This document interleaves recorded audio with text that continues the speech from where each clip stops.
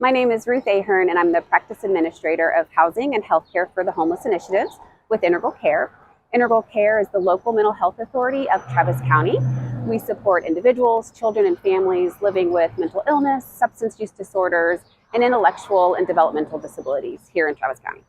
So we are at Terrace Oak Springs in East Austin, which is a 50-unit permanent supportive housing complex that Integral Care opened in 2019. And Terrace Oak Springs opened in 2019.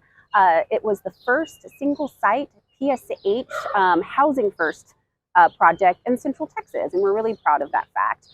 Our vision here was to serve individuals who had experienced chronic homelessness, and had a disabling condition, primarily severe and persistent mental illness. So on site, we have 50 units of permanent supportive housing. 25 of those units are dedicated to veterans. We have an intensive on-site supportive housing team that really provides all of those wraparound services to help them maintain their housing in their recovery. One thing that's just really unique about Terrace is that on-site integrated primary health and behavioral health care clinic, and that is the 3000 Oak Springs Clinic. Integral Care provides the behavioral health services, and Lone Star Circle of Care provides that primary health care. We also have an on-site food pantry, which is not open just for our residents, but it serves the broader community here in East Austin. Yes, we are really excited about the Seabrook Square project. So Seabrook Square will be located in East Austin in the J.J. Seabrook neighborhood. Our vision for this property is really to be an inclusive and sustainable active hub for that neighborhood. Integral Care will own and operate 60 units of permanent supportive housing, very similar to our model here at Terrace at Oak Springs. But what's really unique about that property is that that part of the complex is embedded in a larger affordable housing complex. So the Integral Care project is in collaboration with Capital A Housing and Austin Housing Finance Corporation. And then there will be 200 units of affordable housing that is owned and operated by NHP on site. That community will also have a lot of outdoor active spaces, artist lived workspaces, as well as a coffee shop that our residents, as well as residents of the J.J. Seabrook neighborhood, will be able to utilize. So we learned about the Institute in a couple of different ways.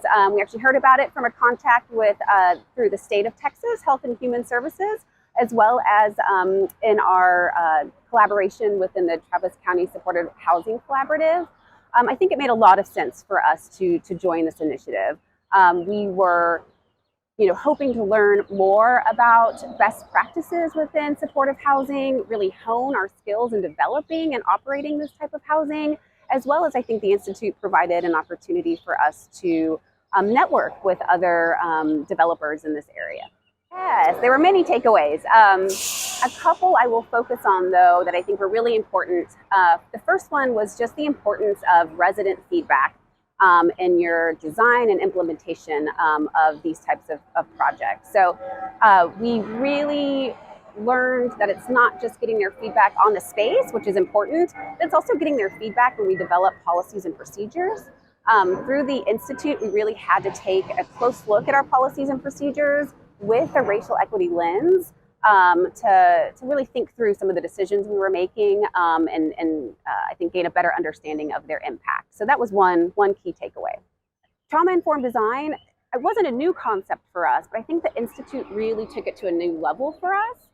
We have, here at Terrace at Oak Springs, we incorporated trauma-informed design in our build, but we learned a lot of new ways to do it and really what that looks like for our Seabrook Square project in particular as a result of this Institute. Okay.